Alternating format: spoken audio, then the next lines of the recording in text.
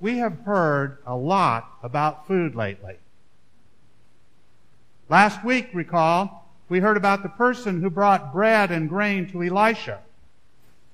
Remember Elisha's response? He distributed it to the people so they could eat. He even had to argue with his servant to get it done, but that was the result. Then we heard in the gospel about the feeding of the crowd with 5 loaves and 2 fish. A really famous story. Then today we heard about the feeding of Israel in the wilderness with manna.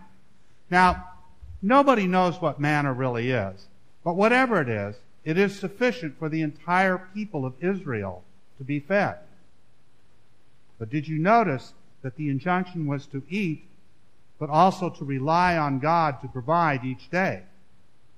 If we had read just a little bit more from this section, we would have found that God directed Israel not to try to hoard manna from day to day, but to rely on Him to provide. Then in the gospel today, we hear Jesus convert the experience of last week's miracle of food into a lesson for the people. Jesus said, "I am the bread of life. Whoever comes to me will never be hungry, and whoever believes in me will never be thirsty." I read a story that makes an important point about this saying. I'm going to ask you to bear with me while I repeat it. A widower had some raspberry bushes. The first summer after his wife died, a woman from his church asked if she could come over and pick raspberries. She knew that he and his wife had grown the bushes from the spindly young canes that came from the mail-order catalog into thick, healthy shrubs laden with fruit. "They have to be picked if you want them to keep producing," she explained, "and I want to make you a pie." You don't get raspberry pie very often because it takes a whole lot of berries, and you have a whole bunch of berries just waiting to be made into a pie. She picked the berries in the morning and returned in the afternoon with the pie. Homemade crust, red raspberries and filling peeking through the brown lattice, crisscrossing the top, and still warm. "Enjoy a piece of pie with me?" he asked. "I can't eat an entire pie by myself." He poured them each a glass of milk and cut 2 pieces of pie. It was marvelous. Sweet, tart, gooey, delicious fruit, flaky, tender, slightly salty crust. Perfect, especially with the milk to wash it down and clear the palate for the next bite. He thanked her for that pie. Although the pie would have been a luxurious treat, he could certainly have enjoyed it piece by himself. He got an idea. He packed up the pie and went to visit a friend.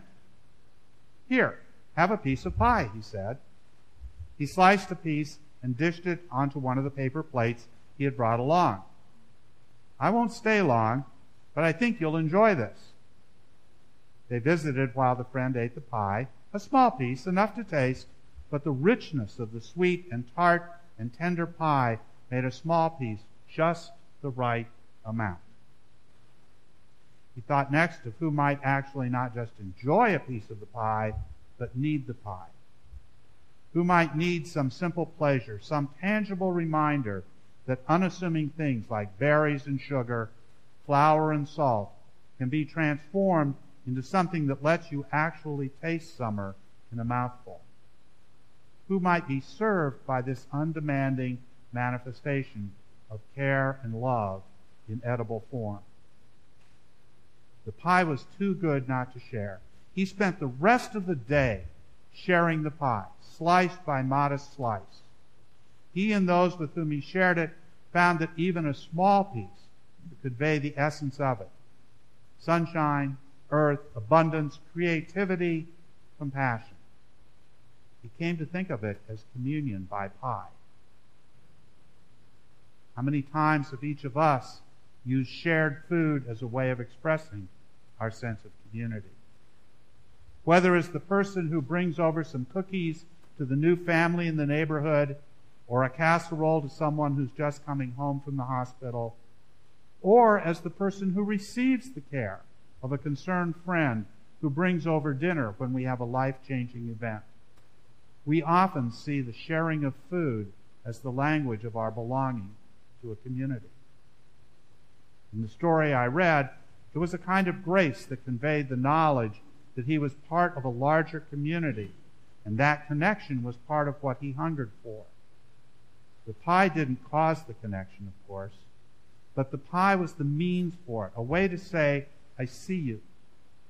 I want you to join me in enjoyment, in nourishment, in a moment set aside. The episodes we heard from both the Hebrew Scriptures and the Gospel, of course, did not involve raspberry pie. But most of us would agree, I think, that a wonderful loaf of homemade bread can seem almost as luxurious when we're truly hungry. And not just hungry for food, but also for companionship. There are, I'm sure, preachers all over who will approach today's gospel as an occasion to preach about the connection between this episode and our communion feast. And that's certainly a topic worthy of comment. But I want to suggest that this is also an opportunity to reflect on what it is to be part of a community that cares for each other. We, rightly, understand that we encounter Jesus in our communion. But we also encounter Jesus in community when we care for each other. Whether that occurs at coffee hour or at pads or through bringing a meal to another parishioner or in some other fashion, we will truly find ourselves providing that bread of life to one another.